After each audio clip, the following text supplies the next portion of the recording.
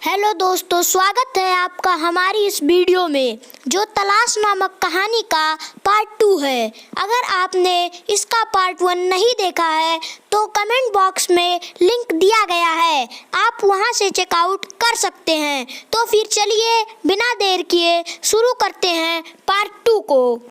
श्यामपुर एक छोटा सा मगर सुंदर सा गांव। बड़ी मुश्किल से उसमें 10 घर ही रहे होंगे, जिसमें से 3 घर तो उसके ही पति के भाइयों का था। शेष यादव लोग रहते थे। एक घर नाई का भी था। शारदा जी के ससुर पंडिताई का काम करते थे। उनके न रहने पर उनके बड़े बेटे रघुवीर शरण ने यह कार्य संभाल लिया। पंडिताई में इनका भी नाम चल पड़ा। लोग इनका भी पिताजी की ही तरह से सम्मान करते थे। आमदनी अच्छी थी, परिवार सम्मिलित था। 2 भाई घर की खेती बाड़ी संभालते थे। उनकी भी पत्नियां थीं, परंतु शारदा देवी बड़ी कुशलता से संबंध का निर्वाह कर रही थी। खेती लंबी थी, लगभग 50 बीघे जमीन थी। कभी कभी रघुवीर भी फुर्सत में खेती के काम में लगते थे। तात्पर्य यह है कि पारिवारिक जीवन सुखमय था। कमी बस यह थी कि एक भी भाई के पास बच्चे नहीं थे। ईश्वर ने इसे भी पूरा करना शुरू कर दिया। सर्वप्रथम मझले भाई गंगा शरण को पुत्र रत्न की प्राप्ति हुई।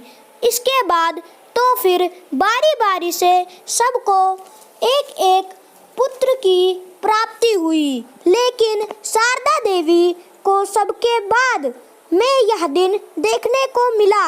परिवार अब पूरी तरह से फूल फल रहा था। शायद यह विधाता को पसंद नहीं आया। परिणाम स्वरूप एक बहुत बड़ा हादसा हो गया। पंडित रघुवीर शरण अपने गांव से दूर बाइक से जजमानी में जा रहे थे। उनका ट्रक एक्सीडेंट हो गया और तत्काल मौके पर ही उनकी मृत्यु हो गई। सारे इलाके में हाहाकार मच गया। श्यामपुर गांव में तो जैसे लोगों के अपने घर में मृत्यु हो गई हो, ऐसा माहौल हो गया। हर आदमी शोकाकुल था। इतने महान आदमी थे पंडित जी कि सब उन्हें अपना परिवार ही मानते थे। वह सबके सुख दुख में शामिल रहते थे। विपत्ति चाहे कितनी बड़ी हो, समय का चक्र उसे धूमिल कर ही देता है। वही हुआ। कुछ दिन महीनों के बाद स्थिति धीरे धीरे सामान्य होने लगी, परंतु शारदा देवी का मन उचाट रहने लगा। उनका तो संसार ही उजड़ गया था। वही एक छोटा सा बच्चा जो अभी मात्र 3 वर्ष का हुआ था, उसे अपने पराये का भी ज्ञान नहीं था। उसकी हिम्मत का कारण था, अन्यथा वो भी उनके साथ साथ चली जाती, ऐसा ही सोचा करती थी। मगर अब निरुद्देश्य जीवन जीना था। एक यही बच्चा माध्यम बना हुआ था। समय गुजरता गया। घर परिवार बिखरता चला गया। सब भाइयों ने आपस में बंटवारा कर लिया। घर खेत खलिहान सब बट गया। सबकी अपनी अलग मंजिल हो गई। हमारे हिस्से का 17 बीघा खेत हमारे मझले देवर ने संभाल लिया और कहा, जैसे आप मालकिन थी वैसे आज भी हैं। हम आपसे बंटवारा नहीं करेंगे। परंतु उनके इस भाव का अर्थ क्या, वह मेरे समझ में उस दिन आया जब मैं एक दिन छत पर अकेली लेटी हुई थी। बगल में मेरा बेटा सो रहा था। मुझे नींद कम ही आती थी। मैं विचार में इस तरह मग्न थी कि मेरे पास कोई आया और मुझे आभास ही नहीं हुआ। मझले देवर ने आकर मेरा पैर पकड़ लिया और तब भी मैं शांत थी। उसने अपने हरकतों को अंजाम देना चाहा। वह मेरा वस्त्र उठाना चाहता था कि एकाएक मेरे थप्पड़ की आवाज उस नीरव वातावरण में फैल गई। वह चुपचाप उठा, बिना किसी प्रतिकार के चला गया। परंतु इधर शारदा देवी के मन में उथल पुथल मच गई। कभी वो सोच नहीं सकती थी वह होने वाला था। उन्होंने मन ही मन निश्चय कर लिया कि अब इन राक्षसों के बीच में रहना नहीं है। रात जाग कर बीती। सुबह उठते ही अपने नित्य क्रिया से निपट कर पूजा पाठ किया और आज बच्चे को स्कूल ना भेजकर अपने छोटे देवर को बुलाकर कहा, भैया हमारा मन नहीं लगता यहाँ पर, जी चाहता है थोड़े दिन मायके चली जाऊं, सो उसका इंतजाम कर दो। उसने चुपचाप जाकर एक बैलगाड़ी की व्यवस्था की और आकर कहा, भाभी गाड़ी तैयार है, आप भी तैयार हो लें। झटपट शारदा देवी ने कुछ जरूरी सामान के साथ एक बक्सा रखवाया और बिना कुछ विशेष वार्ता के अपने मायके चली गईं। सब के सब उन्हें तटस्थ आते हुए देखते रहे। इसके बाद शारदा देवी पुनः अपने ससुराल ना जा सकी, क्योंकि उन्हें आने का अवसर ही नहीं मिला।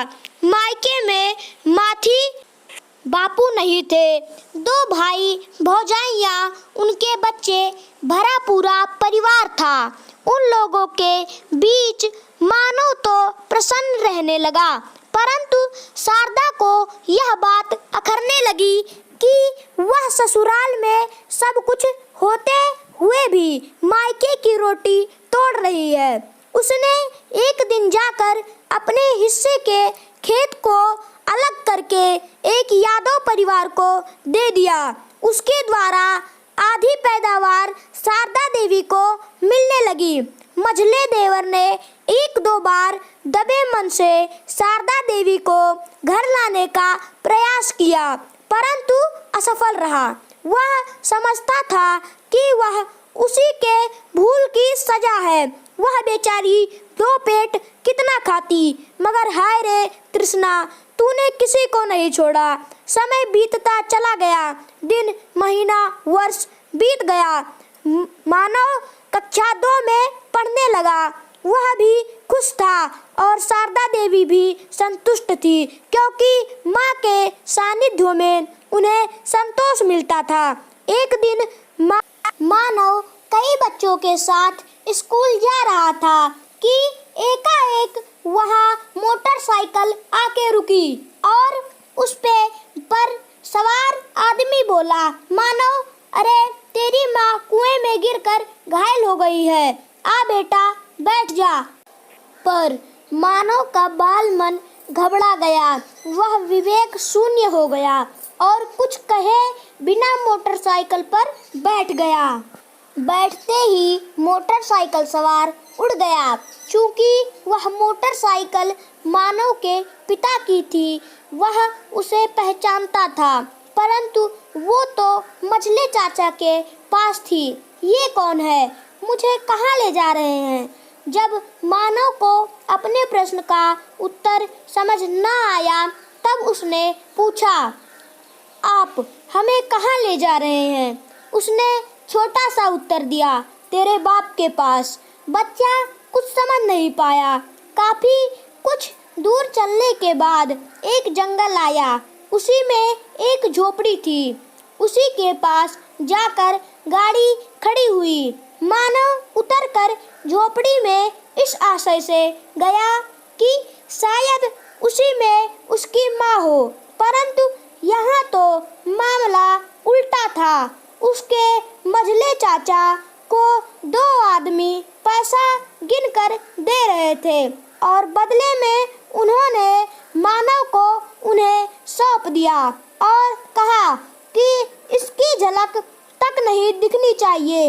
ये सुनकर मानव ने अपने चाचा को करुणा भरी दृष्टि से देखा और सोचने लगा कि आखिर ये ऐसा क्यों कर रहे हैं। तभी आवाज आई, आप निश्चिंत रहें, ये यहाँ से हजारों मील दूर होगा। मानव रोता चिल्लाता रहा, अपने मझले दादा को पुकारता रहा, मगर सब कुछ व्यर्थ। सारे रिश्ते नाते पैसों में बह गए थे। रात दिन गाड़ी चलती गई, मानव रोता कलपता रहा। किसी ने उसकी कुछ नहीं सुनी। 2 दिन 2 रात चलने के बाद गाड़ी एक बहुत बड़ी हवेली में प्रविष्ट हुई। वह सारे लोग बदल गए और दूसरे आदमी के संरक्षण में मानव आ गया। वह एक बहुत बड़ा डॉक्टर था। जहां मानव इस बार बेचा गया था, वह बाल अंग का व्यापारी था। उसके पास खुद की कोई संतान नहीं थी। एक दिन उसकी पत्नी बच्चों को देखने गई तो मानव को देखकर उसे दया आ गई। उसने डॉक्टर से जाके कहा, मेरा मन इन बच्चों को मारने का नहीं है। आप ये धन दौलत क्या करेंगे, हमारे समझ में नहीं आता। डॉक्टर ने उसे फटकार लगाकर हटा दिया और पुनः अपने काम में लग गया। आज 2 बच्चों का ऑपरेशन होना था, वो उसी में व्यस्त हो गया। डॉक्टरनी चूंकि औरत थी, उसमें कहीं ना कहीं माँ का वात्सल्य छुपा हुआ था। परिणाम यह निकला कि डॉक्टर ने अपने गाड़ी में उन बच्चों को भरकर फरार हो गई। जब डॉक्टर 6 घंटे के बाद अपने घर आया तो देखा डॉक्टर ने घर में ना थी। नौकरों द्वारा उसे पता चला कि वह गाड़ी से कहीं गई है। कोई नई बात नहीं थी, वो अक्सर गाड़ी में आया जाया करती थी। डॉक्टर ने सोचा आ जाएगी, परंतु उसे ना आना था, ना आई। लगातार कई प्रदेश लांघने के बाद उसने अपना ठिकाना बनाया। मानव को छोड़कर बाकी बच्चे उसी जिले में रहते थे। डॉक्टरनी को पूरी जानकारी थी।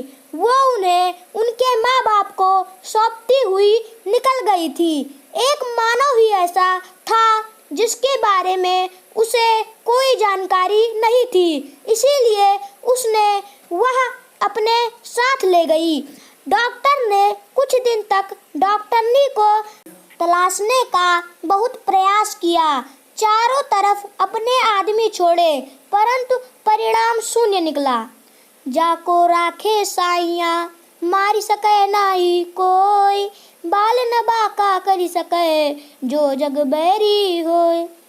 उस औरत ने माँ बनकर मानव का पालन पोषण शुरू किया और उसे आश्वासन दिया कि एक ना एक दिन उसे वह मानव को उसकी माँ को सौंप देगी। मानव इस वर्ष 10वीं कक्षा का छात्र था। एक दुर्घटना में उसकी याददाश्त चली जाती है और वह अपना अतीत भूल जाता है।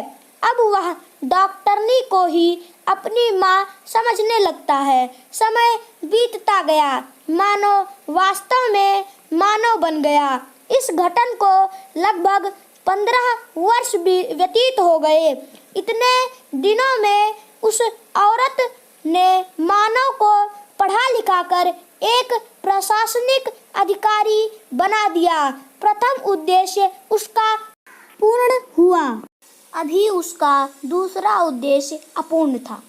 इसी के साथ दोस्तों हम इस वीडियो को समाप्त करते हैं। क्या है डॉक्टरनी का दूसरा उद्देश्य? क्या वो उसे पूरा कर पाएगी?